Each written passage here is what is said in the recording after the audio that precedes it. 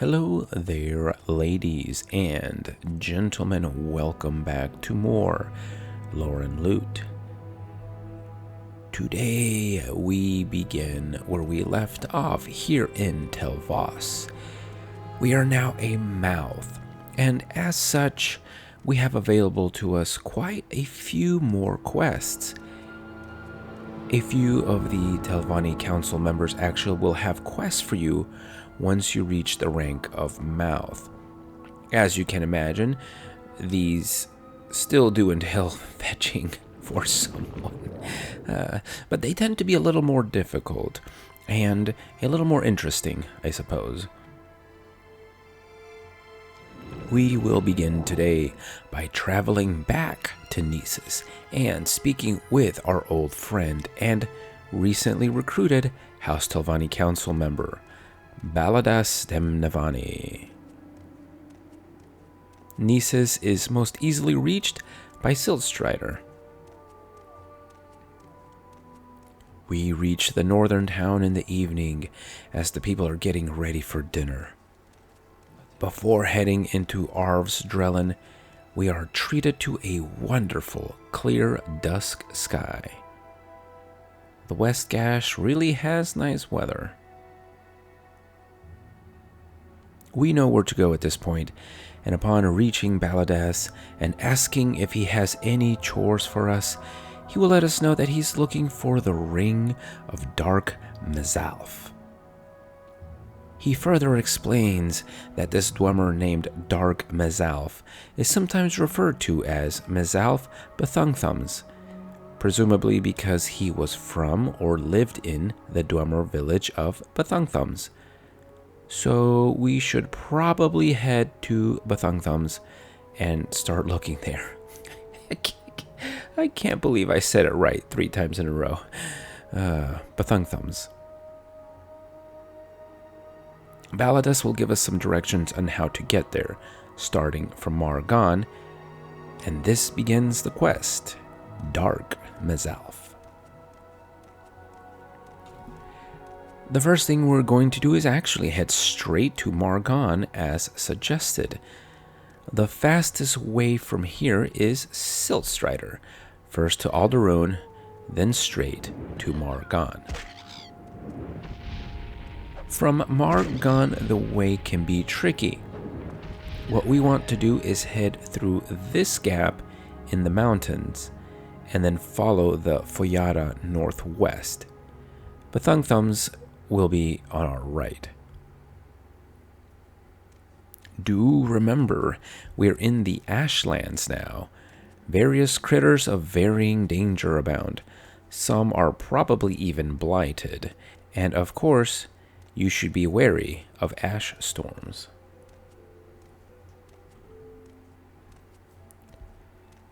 Somehow the weather holds up for me, and my journey is clear from start to finish. Naturally, you can get lucky with the weather, but not the animals. The typical fare here is cliff racers, but expect Nyx hounds, Kagudi, rats, but mostly cliff racers. If you come by this place called Shishi, you know you're going in the right direction. Bethungthums is just ahead on the right. If you are lucky and the skies are clear, you will be treated to quite the sight as the imposing ruins hover above on the cliffside. If you have a high acrobatics, can fly, or have a jumping spell, you can just go over the cliffs here. If not, you have to continue further north until the path goes right and then swings back south. Thankfully, I can fly, if only for a short amount of time. The entrance to Bethungthums is below this bridge-looking structure. The ruins themselves are fairly typical from the outside. From this top spire, we can actually see pretty far and can notice various landmarks such as other Dwemer sites as well as Daedric ruins.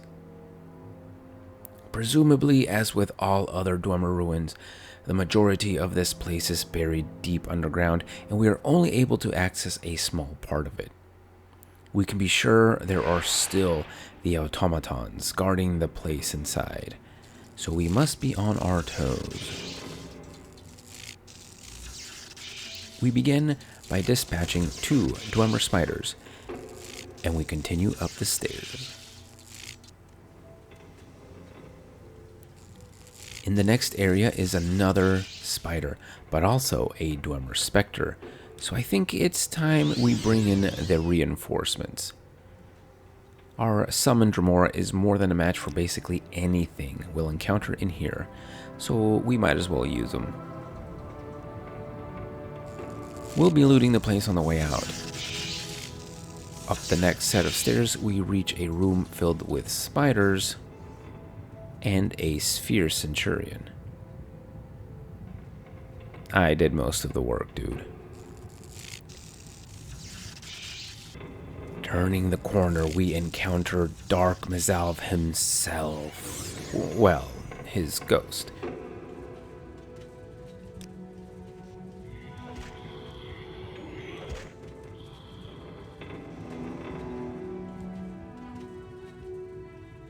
On the remains, we find his ring. The Ring of Dahrk Mezalf is a common enchanted ring with the following effects. Demoralize creature and demoralize humanoid 1 to 50 points for 60 seconds in 1 foot on target, and disintegrate armor and disintegrate weapon 1 to 25 points for 10 seconds in 1 foot on target when cast. The demoralize effect is okay, as if it hits in the higher range it can be pretty useful, but the fact that the range is so big to me renders it kind of useless. The disintegrating armor and weapons to me is also a bad effect, as it means you have to repair anything you want to use or sell if you want full price. It's only worth 60 gold and has 1,735 charge points. Anyways, once we have what we came for, we can loot the place. In this same room where we find Mezalf, we will have a locked chest which will always have some kind of Dwemer loot. If you can unlock this extremely difficult lock, of course. The coins are nice as they are not heavy and are very valuable, but I'm going to leave the armor behind until the end, and I can just teleport out since the pieces weigh a ton.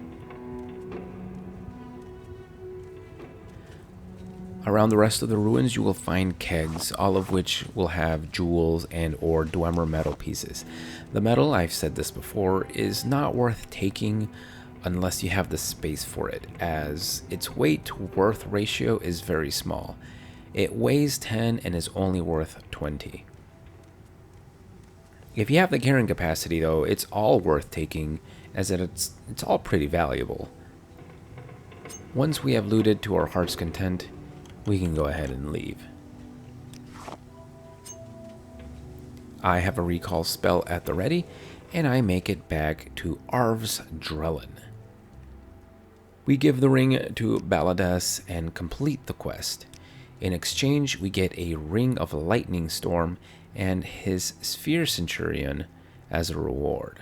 Neither of these rewards are particularly worthwhile rewards, as the ring can be found in loot boxes and drops randomly in the world, and the sphere can get in your way, and once it dies, it dies. But anyways, that is the full story of the Dwemer quest, Dahrk Mezalf.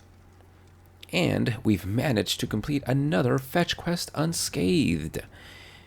If you enjoyed this video, please fetch me a like and leave a comment below. As always, thank you for watching, and I will see you next time.